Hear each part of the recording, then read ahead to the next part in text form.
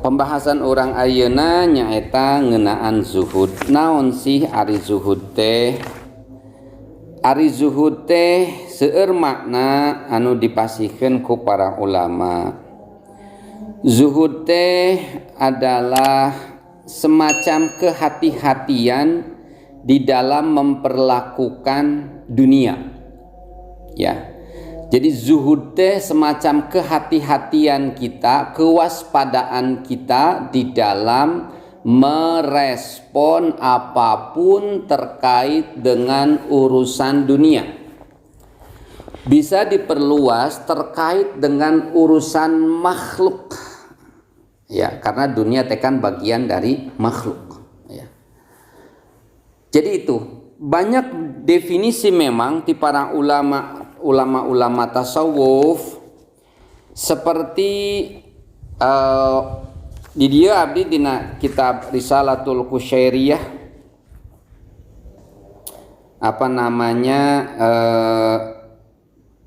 sapertos Imam Sufyan Ats-Tsauri. Ari Imam Sufyan Ats-Tsauri salah sawios guruna Imam Syafi'i nyebatkeun zuhud terhadap dunia adalah membatasi keinginan untuk memperoleh dunia, bukannya memakan makanan yang kasar atau mengenakan jubah dari kain kasar. Mungkin makna dari Sufyan Ats-Tsauri ini mengkritik orang yang mendefinisikan zuhud dengan memakan makanan anu kasar, makanan anu kasar makan sanes makanan manusia. Makanan anu kasar makanan mungkin hewan gitu. Saur Imam Sufyan Ats-Tsauri, zuhud terhadap dunia adalah membatasi keinginan untuk memperoleh dunia. Begitu. Membatasi keinginan untuk memperoleh dunia. Hartosna sanes berarti tidak memiliki keinginan terhadap dunia. Dibatasi. Ayawatesna, keinginan yang harus lebih daripada keinginan dunia adalah keinginan untuk mendapatkan ridha Allah. Keinginan untuk mendapatkan kebahagiaan di akhirat. Itu salah satu definisi dari zuhud. Jadi zuhud itu membatasi keinginan. Ya. Definisi sana seueur di dieu. Oke, sapertos misalkeunana Sari As-Saqati menegaskan Allah Subhanahu wa taala menjauhkan dunia dari para wali-walinya Dia, para kekasih-kekasihnya Allah. Menjauhkannya dari makhluk-makhluknya yang berhati suci dan menjauhkannya dari hati mereka yang dicintainya. Oke, lantaran dia tidak memperuntukkannya bagi mereka. Bagus ungkapan ini. Mudah-mudahan orang dipilih ku Gusti Allah sebagai kekasih-kekasihnya. Amin. Salah satu ciri, ya bukan salah satu, bahkan di sini mun As-Saqati mah banyak ciri kekasih Allah itu, Allah menjauhkan dunia dari para kekasih-kekasih Allah. Menjauhkannya dari makhluk-makhluknya yang berhati suci. Oke, jadi aulia Allah teh para wali-walina Allah, kekasih-kekasihnya Allah hatinya suci. Dan menjauhkan dunia dari hati mereka yang dicintainya. Karena Allah tidak memperuntukkan dunia bagi orang-orang yang berhati suci, orang-orang yang dicintai oleh Allah dan para kekasih Allah.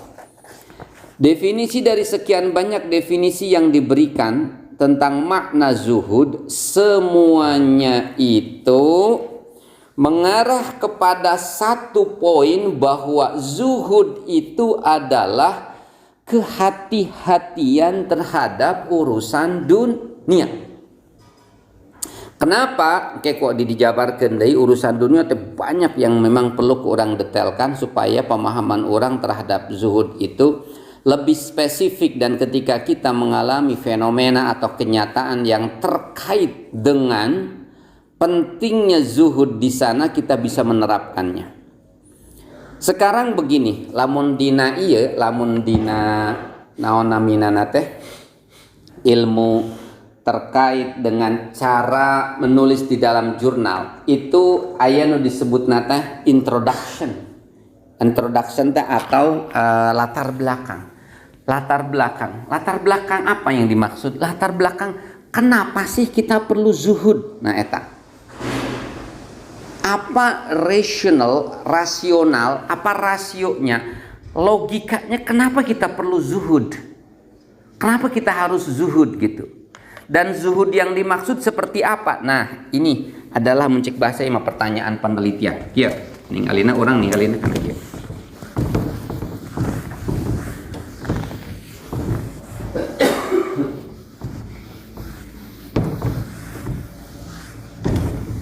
Oke, ninggalin lagi. Ditaros sama orang naros. Aina pamina orang ditaros, Pak. Ari orang hirup lami di dunia, talami di akhirat. Di akhiratnya. Lami di akhirat. Kange jalmi iman, kange jalmi anu percaya kana agama pasti jawabanna lami di akhirat. Kecuali jalmi naon naminana teh jalmi ateis. Tetap percaya karena kehidupan akhirat begitu. Percaya karena kehidupan akhirat. Yang maut balik di kana tanah gitu.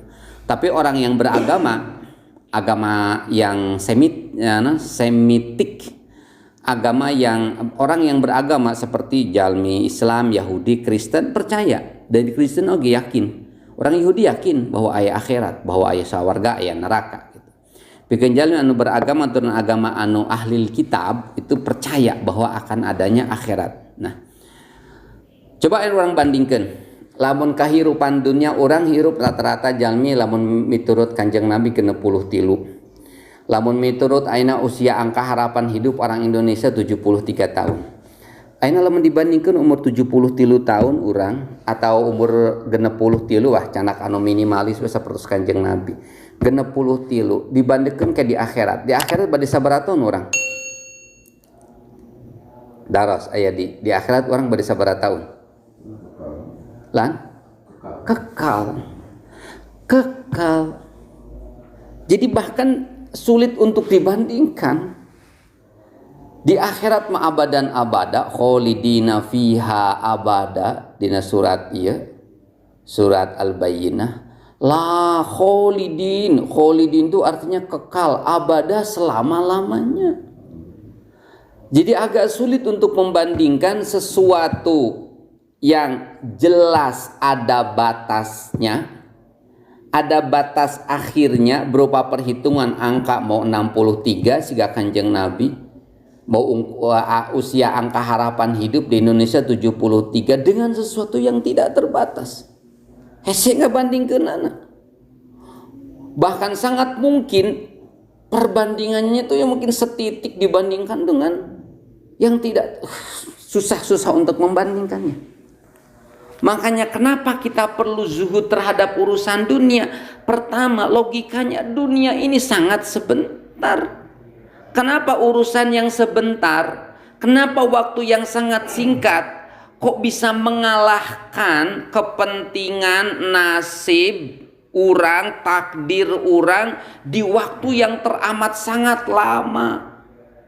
Itu pertanyaannya. Gua abdi sok ngabayang mun urang geus di akhirat mudah insyaallah asup sawarga. Geus 100 200 tahun di sawarga, 1000 tahun. Dunia teh asabahullah pan geus lila pisan dunia teh 1000 tahun. Urang mereka karak hirup abdi 45 tahun aya di ting sabaraha pawahan paling sabaraha. Asa geus lila kabayang mungkin di akhirat orang di sawarga geus hirup misalkan 500 tahun. Ya Allah dunia teh geuning sakedeung teuing. Singkat banget. Nah, ini dari logika di sana orang sehat aja akan berpikir. Ayeuna lamun urang diberikan pilihan, nih kamu dikasih rumah, misalkan dikasih kesenangan kamu cuma 1 tahun, ini dikasih kesenangan kamu yang 10 tahun. Kira-kira orang milih nu mana? Kesenangan 1 tahun atau 10 tahun? Ya tuh 10 tahun, naon kesenangan nungan 1 tahun, mendingan anu 10 tahun. Komode misalkan milih kesenangan 1 tahun atau 100 tahun? Ya 100 tahun. Jalma anu sehat pasti ngomong akan 100 tahun, aina nu 1 tahun 1000 tahun atau nya 1000 tahun. Nah naonan milih nungan 1 tahun sakedeung ngan 12 bulan ngan 365 hari.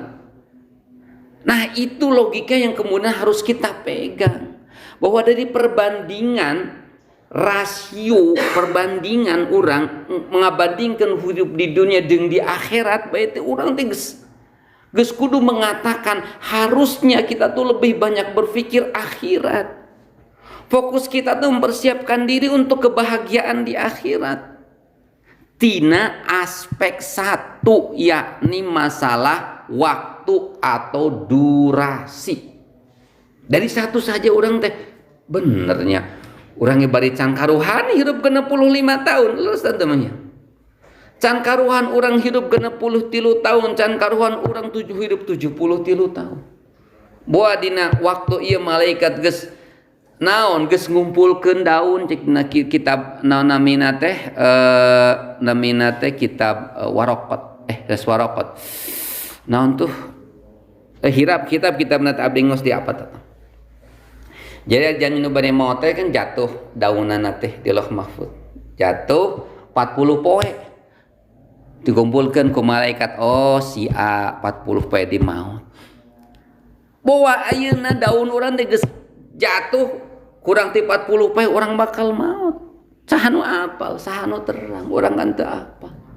Melihat dari itu saja, logika orang sehat akan mengatakan, ngapain kita terlalu nemen-nementing urusan dunia. Artinya urusan dunia itu yang jadi masalah kita itu sering urusan dunia teh aya dina hate urang. Sering urusan dunia itu ada di dalam hati kita, di dalam pikiran kita, sehingga kemudian menjadikan kita stres ku urusan dunia. Bukan berarti kita nggak punya dunia, pauhan punya harta segala macam harus. Sabab orang bisa asup sawarga yang ridha Allah melalui harta. Tetapi harta itu tidak pernah ada di dalam pikiran, tidak ada di dalam hati. Artinya tidak membebani. Waktuna kudu sedekah, waktuna kudu zakat, waktuna kudu infak, waktunya harus wakaf. Nah itunya. Itu yang pertama. Dari aspek durasi waktu. Yang kedua, dari aspek lawan bahasa Inggris, the glory, kemewahan. Ya, orang iman ka Gusti Allah. Kemewahan akhirat dibandingkan dunia luar biasa, tidak terbandingkan. Kemewahan akhirat dibandingkan dunia itu tidak terbandingkan. Dunia ayeuna ya salah sawios kieu. Ayeuna orang di dunia gaduh rompok sabaraha meter kali sabaraha meter. Gaduh tanah sabaraha meter kali sabaraha meter. Kapling di akhirat seueur anu namina teh nyebatkeun. Kapling di akhirat anu nyebatkeun minimal saurang teh jalma iman teh minimal kapling hiji dunia legana. Jadi mampat lamun ayeuna boga imah, abdi boga imah leutik di akhirat minimal sadunya ieu sadunya teh boga sorangan. Ayeuna nyebatkeun 8 kalina lega dunia kapling urang di sawarga. Anu nyebatkeun di 8 eta teh jalma anu rendah-rendahna di sawarga. Menang kapling 8 kali dunia. Kamana-mana dikawar jalma anu paling rendah-rendah di sawarga. Meureun jalma nu terakhir diasupkeun kana sawarga. Kamana-mana dikawalna ku 1000 pengawal di sawarga. Sabab urang iman kana kaulna Rasulullah, kana firmanna Gusti Allah, maka urang meyakini hal itu adalah hak. Hak betul adanya. Seperti itu. Kemewahan akhirat dibandingkan dunia itu luar biasa. Boro-boro mungkin di sawarga, di alam kubur wae. Lamun naos kitab Syarhus Sudur Syarhus Sudur bi syarhi halil mauta wal kubur karangan Imam Jalaluddin As-Suyuti. Di alam kubur we urang teh geus bahagia. bahagia, pesta, ketemu dengan orang-orang yang dicintai, ketemu dengan orang-orang yang soleh. Geus bahagia bunga di alam kubur. Eta teh kaharak di alam kubur. Geus ditinggalikeun geus kabita jalma anu iman lebet ka alam kubur terus ditinggalikeun. Kayak di surga geus hayang pisan kuat kiamat.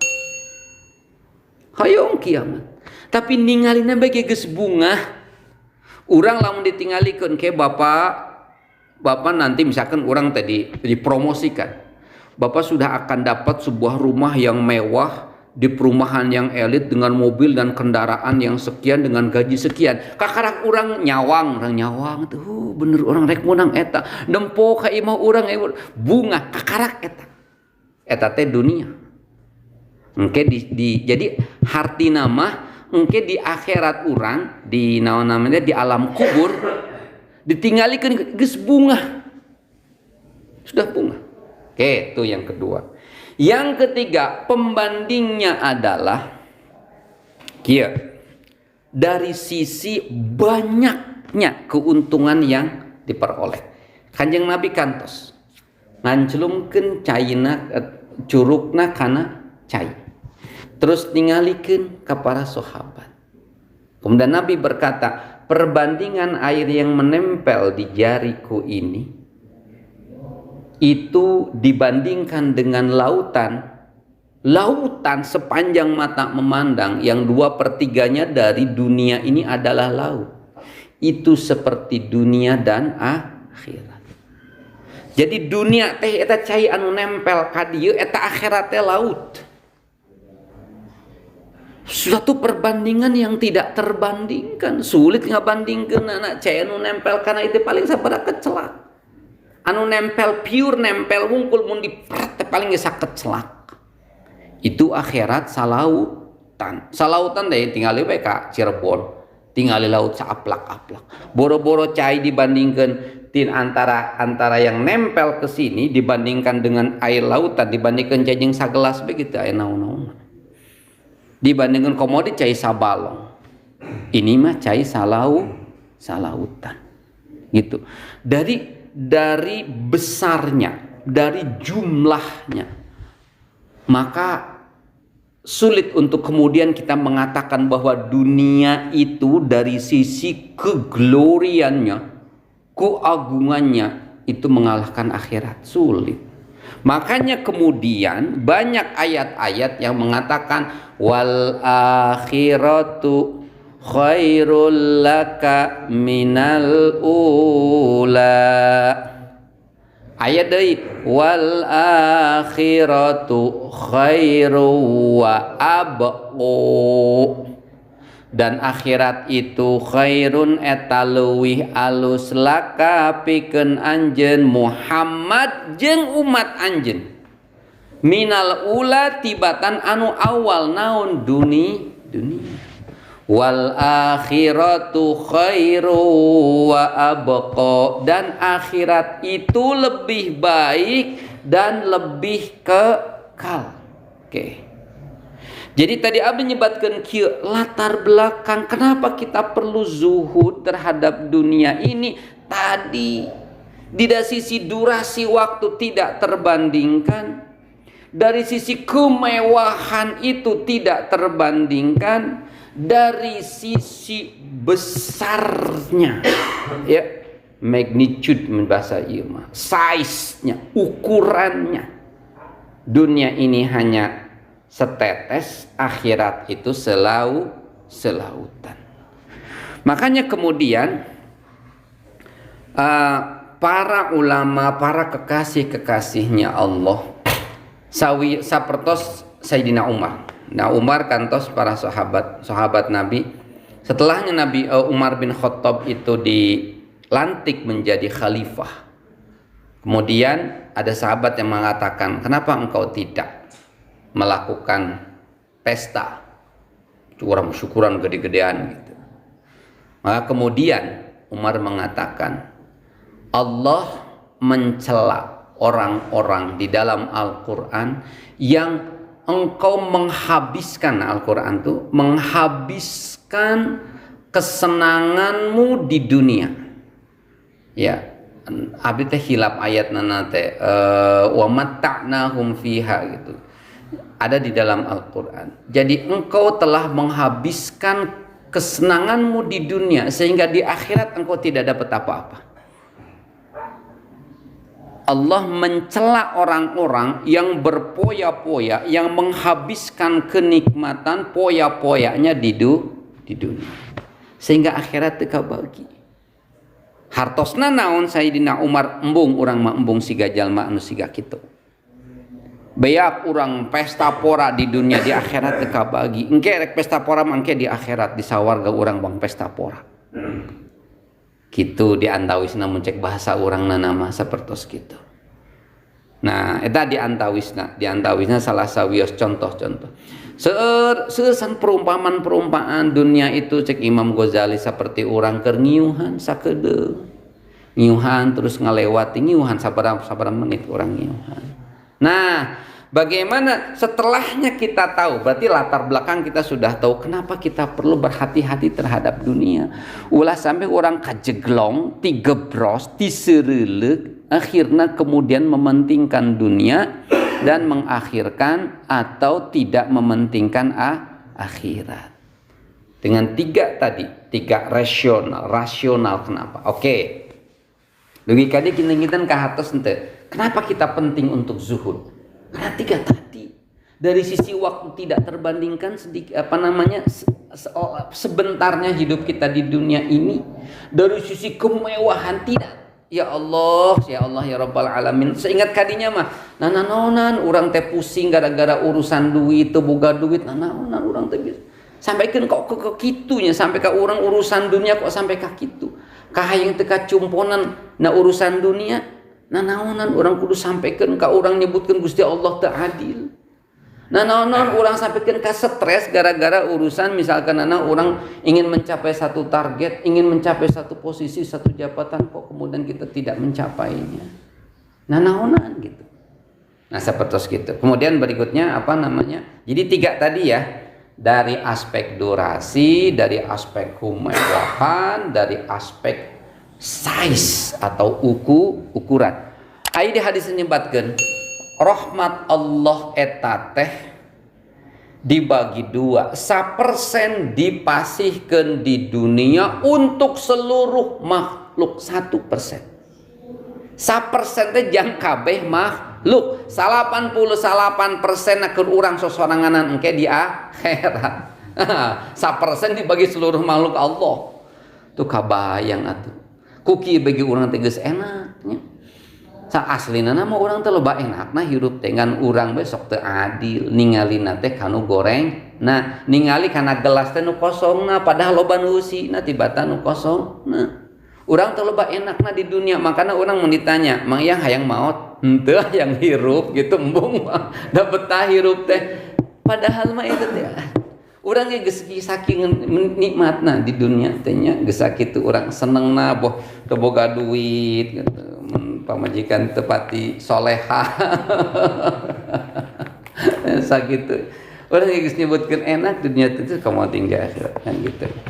Nah seperti itu. Jadi harusnya tina hal eta maka kenapa kita tuh kok perlu zuhud di dunia gitu, karena tadi dunia ini seperti apa sih, ternyata setelah dibanding-bandingkan itu dengan 1% dibagi ku kabeh ya Allah kabagi sabaraha eutik ewang urang sabar eutik coba imah teh sabaraha meter kali sabaraha meter. Jadi sekarang ada alasan orang pikir nyerobot tanah tetangga. Nah aduh sakumaha padahal jenah hadis sebutkan barang siapa yang menyerobot tanah tetangganya sejengkal maka itu akan dikalungkan di yaumul akhir sajengkal, tapi di kan kajero kahandap. Di handapeun urang teh Amerika, beuti di sabaraha tahun dibebankeun ka urang. Sajengkal. Padahal eta teh Gusti Allah leutik. Padahal di sawah sok aya kan sok ngambat tanah ka tanah batu di sawah teh sok aya kan gitunya. Galengan tetangga lah disabet kan gitu.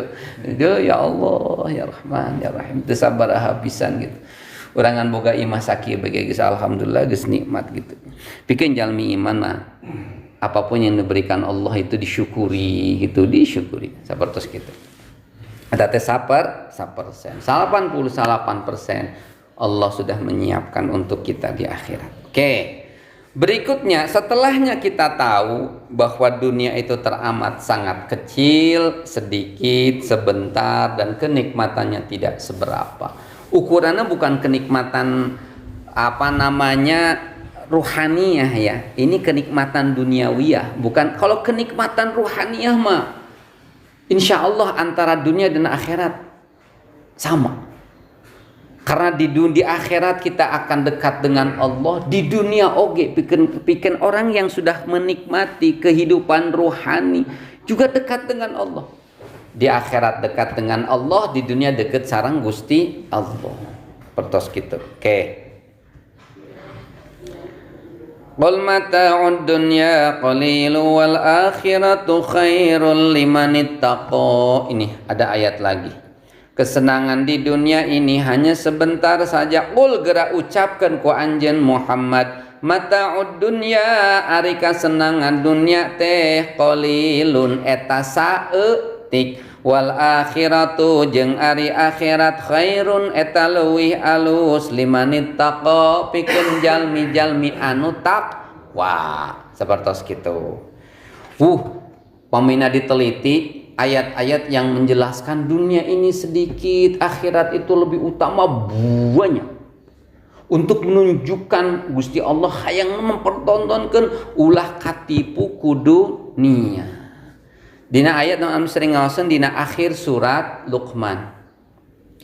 Ya ayyuhan nasu taqu rabbakum wakhshaw yawman la yajzi walidun 'an waladihi wala mauludun huwa jazin 'an walidihi syai'a. Inna wa'dallahi haqqun fala taghurrannakumul hayatud dunya fala taghurrannakum, janganlah sampai betul-betul engkau tuh tertipu oleh dunia. Gitu sar Gusti Allah. Katipu maneh teh lamun ngan mikirkeunna dunia wungkul. Sakabeh pikiran 24 jam ngan mikirkeun dunia, hatta ketika sholat ge mikiran dunia. Goblokna urang, bodohna urang, tololna urang. 24 jam mikiran dunia. Sare bege ngimpi dunia. Ari sare teh gambaran tina kehidupan urang sapoe samemena. Sok we. Mun urang tadi isukna geus naon geuson-geuson kae geutingna teh kaimpikeun. Jadi impian ge gambaran tina urusan dunia. Jadi mun urang mikirna dunia, impian ge impian dunia we. Duka tapi alhamdulillah abdi ari sering ngimpen keur salat. Sering abdi ngimpen tadi wengi ngimpen salat jamaah subuh teh di mana pokoknya ngimpen salat jamaah. Mudah-mudahan we mun Gusti Allah pikiran yang salat jamaah jadi ngimpi salat mun kakarak sampai kadinya abdi ge teu acan ngimpen ka pendak sareng Rasulullah hoyong pisan tapi meureun cacan sampai makomna kadinya ngimpi pendak Rasulullah nya urang mah tinggal ikhtiar supados sebenarnya mah luar biasa. Lamun orang tiasa ngimpen pendak Rasulullah berarti jalmi eta teh jalmi pilihan. Moal sembarangan Rasulullah mendakan dina impian. Pasti jalmi-jalmi pilihan anu dipilih ku Gusti Allah. Oke, tanya. Tapi eta nembe introduction ceng pendahuluan tacan bahas masalah zuhud. Ayeuna sakedik engke urang buang perdalam deui tentang zuhud dina pertemuan yang akan datang. Gini, sekilas saja tentang kesalahan-kesalahan di dalam mendefinisikan zuhud. Zuhud ketika didefinisikan sebagai kebencian terhadap dunia dan menjauhi apapun urusan dunia, itu zuhud yang keliru. Misalnya karena kita tidak mau mendekati dunia, maka akhirnya kemudian kita uzlah, memencilkan diri naon ngan gawena puasa tirakat we. Tidak mau bermuasyarah, tidak mau berinteraksi dengan umatna Rasulullah. Embung urang ngabela agama Allah, ngabela agama na Rasulullah, embung urang ngarawat, ngaruat, ngajaga Umatna Rasulullah salah. Da Rasulullah oge henteu kitu. Da Rasulullah oge henteu kitu. Para sahabat henteu kitu. Buktosna para sahabat aya kelompok anu kaya raya seperti Abu Bakar Abdurrahman bin Auf. Terus kemudian nambina teh siapa lagi? Utsman bin Affan. Itu kelompok para saudagar kaya raya. Aya kelompok yang memang keinginannya memisahkan diri sapertos Bilal. Bilal teh baheula sering salat teu ngangge acuk. Jadi bubiligiran. Karena saking naon memang tidak ada teu gaduh acuk. Bubiligiran. Meninggal di film-film zaman Nabi, kemudian Bilal adzan dah memang buligir. Nah, kumaha eta aurat? Makana kemudian kan aurat teh panggil pamget antara pusar sampai lutut. Yang penting tertutup itu. Sapertos kitu. Jadi mun urang salat teu nanaon, di atas pusar, di bawah lutut. Ieu bubuligiran kangge pamaget. Kan paling orang nyebutin teu sopan baju loba gitu. Kecuali mun urang di tengah leuweung kan gitu. Eueuh baju kan eta wungkul teu nanaon. Makanya orang mau teu sopan gitu. Cek Gusti Allah gimana mah teu sopan gitu. Kajian eta ngaranna berfikih tapi tidak bertasawuf tanu kaos kitu teh. Berfikih tapi teu bertasawuf. Abdi kapungkur kantos di Australia. Aya salah satu orang Arab eta teh teu kudu disebutkeun namanya lah. Naon? Keur ngiringan kuliah di University Queensland. Jeung lanceukna teh Syekh di ditu mah. Di itu mah disebut Syekh teh ketika jadi imam masjid kan digaji puluhan juta jadi imam masjid di Riyadh si lanceukna teh. Nah, si adina teh ngiring. Jadi sarompok sareng abdi. Abdi di kamar yang satunya, dia di kamar yang satunya. Pernah ngimamang ngan make kaos dimungkul kaos gitu. Jadi ieu teh kelekna katingali kaos gitu. Ieu teh lancinganana teh mending mun urang menyak handap ieu mangan sakieu pas handapeun lutut. Nya cek urang mah teu sopan baju loba ting atuh pake we gitu. Secara fikih sah. Tapi secara etika tata krama cek urang hate urang mah di Indonesia nu keur jadi imam deui. Tapi nya abdi kemudian kan biasa belajar, itulah fenomena, itulah kenyataan. Secara fikih sah, tapi secara cek urang etika tasawuf atuh mun itu bener teuing kikituan kan gitu. Nah saperti itu. Tah salah sawios contoh bungkul gitu. Jadi kembali lagi kepada urusan masalah zuhud ya. Banyak orang yang mendefinisikan secara salah dan keliru zuhud.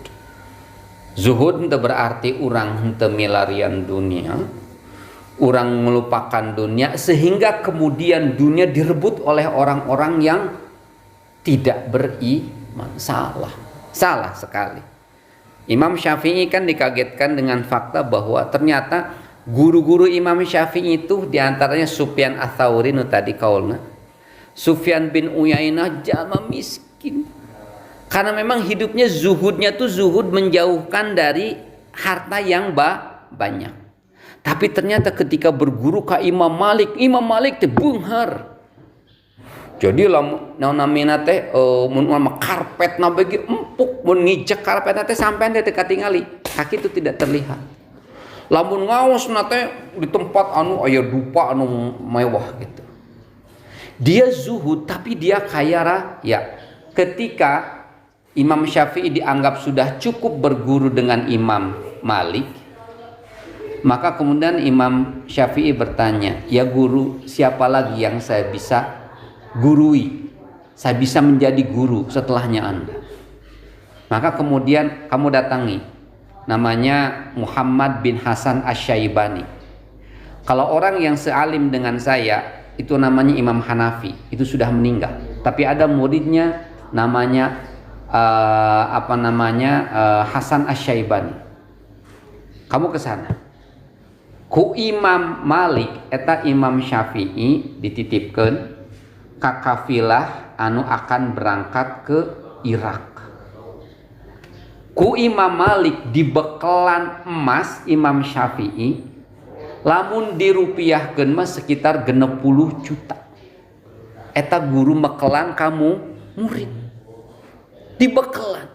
Imam Syafi'i teh mikir, urang boga guru marariskeun teu mere naon-naon. Boga guru anu beunghar rek miang neangan ilmu murid eta teh dibere ku guru lain murid mere ka guru.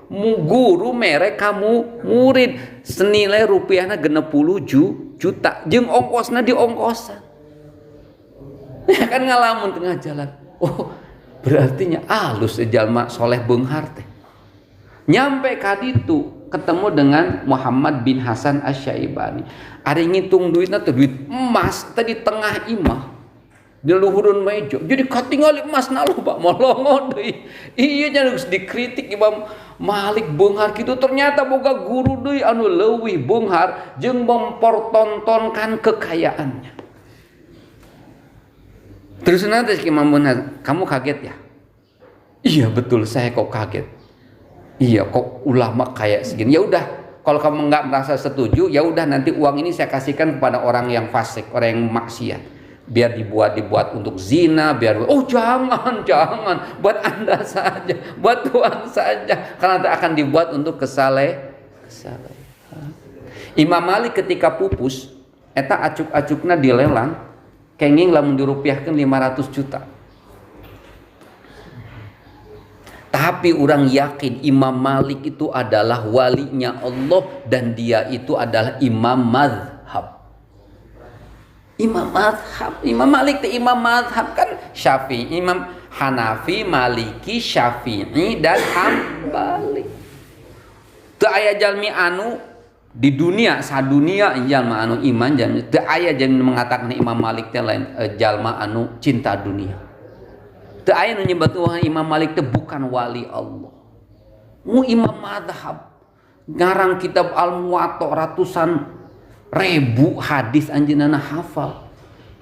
Pasti anjeunna ge paham banget wal akhiratu khairul liman ittaqa wal akhiratu khairu ngarti leuwih ngadetibatan urang teu kudu memponis Imam Malik. Itu adalah pilihan. Makanya Imam Syafi'i kemudian setelah itu fatwanya apa? Jalma anu iman, jalma anu soleh lamun manehanana boga harta maka haram boga namina teh baju anu alus mainna make baju anu goreng. Sabab ieu menjadi simbol mungkin umat akan nempo jalma Islam non karere. Jalma Islam non leuhina. Ulah al Islamu ya'lu wa la yu'la alaihi. Islam itu tinggi dan tidak ada yang lebih tinggi. Tetapi ketika kita memakai baju atau apapun, pertama tidak berlebihan, yang kedua tidak menempatkan aksesoris dunia di hati.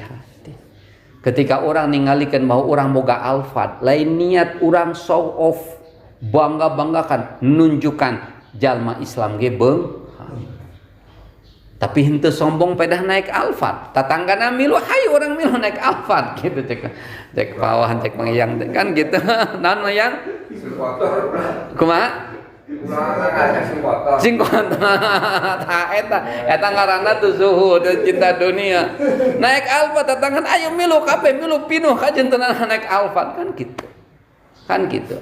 Lamun jalma iman haram, lamun manehanana bisa punya kekuatan untuk menjadi orang baik, kok dia tidak berkompetisi untuk menjadi pemimpin, haram cek Imam Syafi'i. Kapangaruhan nu ningali kenyataan bahwa Imam Malik ternyata beunghar, ternyata Imam Abu Hasan Asy-Syaibani oge beunghar. Jadi beunghar teh kudu, tapi tetap zuhud. Imam Malik beunghar tapi zuhud.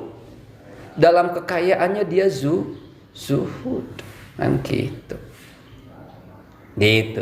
Jadi mun abdi tebenang abdi merasa layak saya menjadi rektor. Kudu jadi rektor abdi. Misalkan sababna asalkan urangna zuhud, posisi apapun akan digunakan dengan kesalehan. dengan misalkan abdi ke wallahu alam geus kumaha takdir Gusti gitu. Abdi jadi rektor kan boga 11.000 mahasiswa. Di dakwahan kan nyeun mata kuliah pendidikan agama harus dibikin tutorial supaya budak mahasiswa kabeh lulusan teh jadi budak anu soleh. Diayakeun mata kuliah PAI-na dilobakeun geus kitu kudu aya pendidikan baca Al-Qur'an, kan bisa dilakukan hal yang itu. Kenapa? Saya punya power sebagai rektor. Punya uang ratusan miliar ti mahasiswa digunakan pikeun ngadidik mahasiswa dari jalma bener. Kan gitu. Jadi ketika kita mempunyai kapasitas kompetensi untuk menjadi pemimpin, kenapa tidak kita ambil itu, asalkan kita memang merasa mampu dan kemudian kita tidak terjerumus kepada kedunyan, cek bahasa ieu mah. Kedunyan kan seperti itu. Mudah-mudahan sakadik ageng aya manfaatna. Subhanakallahumma wa bihamdika asyhadu an la ilaha illa anta astaghfiruka wa atubu ilaik.